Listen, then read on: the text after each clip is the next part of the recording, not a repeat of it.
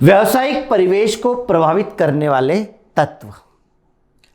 हमारा business environment है, किसके द्वारा प्रभावित होता है? वातावरण हमें समझ में आया। अब वो वातावरण किससे प्रभावित होता है? नंबर एक, वस्तु की मांग। मांग का मतलब होता है सेल का बढ़ना।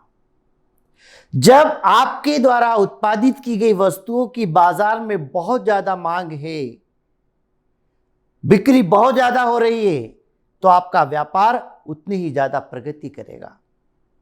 ज्यादा उत्पादन होगा, ज्यादा कर्मचारियों की आवश्यकता होगी।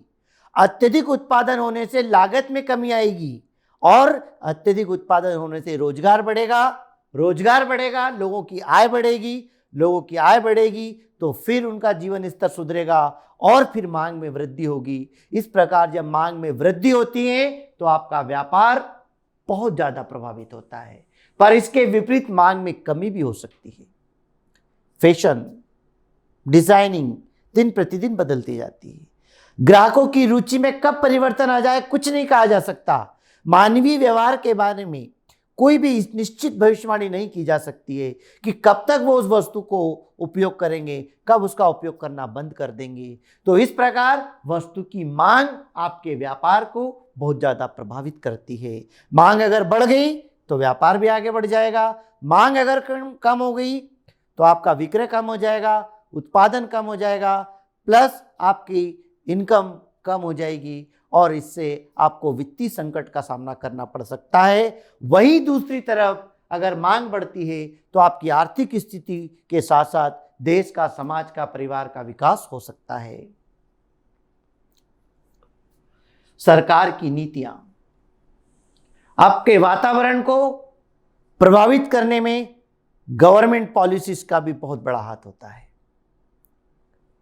जब सरकार स्थिर होती है, जब बार बार सरकार नहीं बदलती है, तो उस समय व्यावसायिक वातावरण में स्थिरता आती है। एक बार सरकार द्वारा जो नियम बना दिए जाते हैं, जो टैक्स पॉलिसी में चेंज कर दिया जाता है, वो सारे नियम परिवर्तन स्थिर रहते हैं, बार बार बदलते नहीं हैं और इससे व्यापार निरंतर चलते रहता है।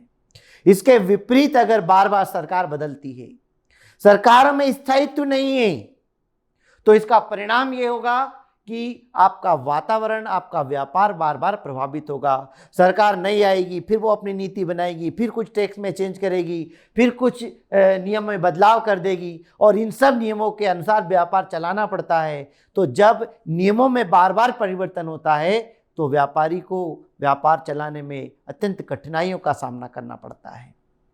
इसलिए पूरे देश का वातावरण शांतिमय होना चाहिए, स्थिर होना चाहिए, सरकार स्थिर रहना चाहिए, जिससे सरकार की बनाई हुई नीतियां लंबे समय तक चल सके, सभी लोग उसका पालन कर सकें। अचानक सरकार बदल जाती है तो नीति अभी बनी हुई न थी, उसको फिर चेंज करना पड़ता है। नई सरकार आती है, अपने अनुसार वो नीतियां बनाती है। इससे उद्योग धंधे बहुत ज़्यादा प्रभावित होते हैं और उनका विकास जो है रुक जाता है। तो इस प्रकार व्यावसायिक पर्यावरण को सरकार की नीतियां प्रभावित करती हैं। आयकर की दर सरकार की आय का मुख्य साधन है। सरकार अपनी आयकर की दर में जिस प्रकार से परिवर्तन करती है, उस प्रकार से आपके व्यापार का विकास होता है। हर बार करमुक्त सीमा सरकार बढ़ाती है। जब करमुक्त सीमा सरकार बढ़ा देती है तो लोग अपनी आय को दिखाते हैं और ज़्यादा से ज़्यादा अर्निंग करते हैं। कर का भार जब कम होता है तो उससे भी आपका व्यापार प्रभावित होता है। आयकर की दर अगर सरकार कम करती है,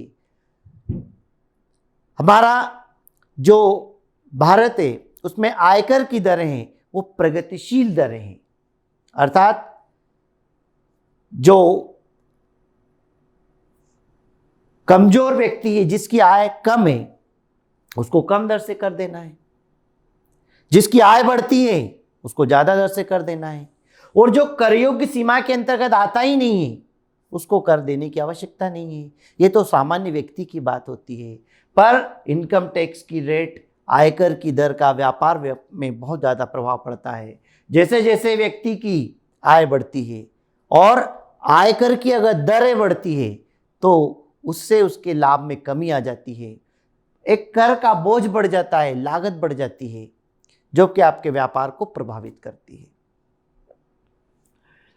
सरकार की छूट एवं सुविधाएं, गवर्नमेंट सरकार जिस प्रकार से छूट देती है व्यापार में, चाहे वो टैक्स में हो, चाहे किसी माल की कीमत में हो, किसी भी प्रकार की सरकार जब सुविधाएं देती है तो इसका व्यापार में बहुत ज़्यादा परिवर्तन होता है। जैसे उदाहरण के लिए कोई उद्योग धंधा खोलना है और उसके लिए लाइसेंस की आवश्यकता है। अगर सरकार लाइसेंस देने में अगर सामान्य नियमों को रखती है और लाइसेंस आसानी से अगर मिलता है तो व्यापार भी आसानी से विकसित होगा, और अगर उसके लाइसेंस मिलने में कठिनाइयां आती है तो व्यापार भी विकसित नहीं होगा। इसलिए एक हम आगे नीति पढ़ने वाले हैं, उदारीकरण नीति, जिसमें सरकार नियमों में ढील देती है। जो स्ट्रिक्टनेस बिजनेस पे लगा रखी है, जब सरकार उन नियमों में ढील दे देती है तो व्यापार में बहुत राहत मिलती है, व्यापार का विकास होता है और व्यापार आगे बढ़ता है। प्रति व्यक्ति आय, जब प्रति व्यक्ति आय बढ़ती है तो भी व्यापार विकसित होता है। प्रति व्यक्ति आय बढ़ने से लोगों का जीवन स्तर ऊंचा उठता है और मांग बढ़ती है। मांग बढ़ने से फिर विक्रय बढ़ता है और उत्पादन में, मांग में वृद्धि हो जाती है, व्यापार का विकास होने लगता है। सामाजिक विकास, समाज का हमारे व्यावसायिक पर्यावरण पर बहुत ज़्यादा प्रभाव पड़ता है कि आसपास का जो समाज है वो किस प्रकार है। अगर शिक्षित है तो आपके व्यापार विकास को बहुत ज़्यादा मदद मिलेगी। अगर पुरानिक विचार के लोग हैं तो उनको समझाना, उनको आधुनिकतम तरीके में लाने में बहुत समय लग जाएगा। तो इस प्रकार आसपास का सामाजिक विकास भी आपके व्यापार को बहुत ज़्यादा प्रभावित करता है।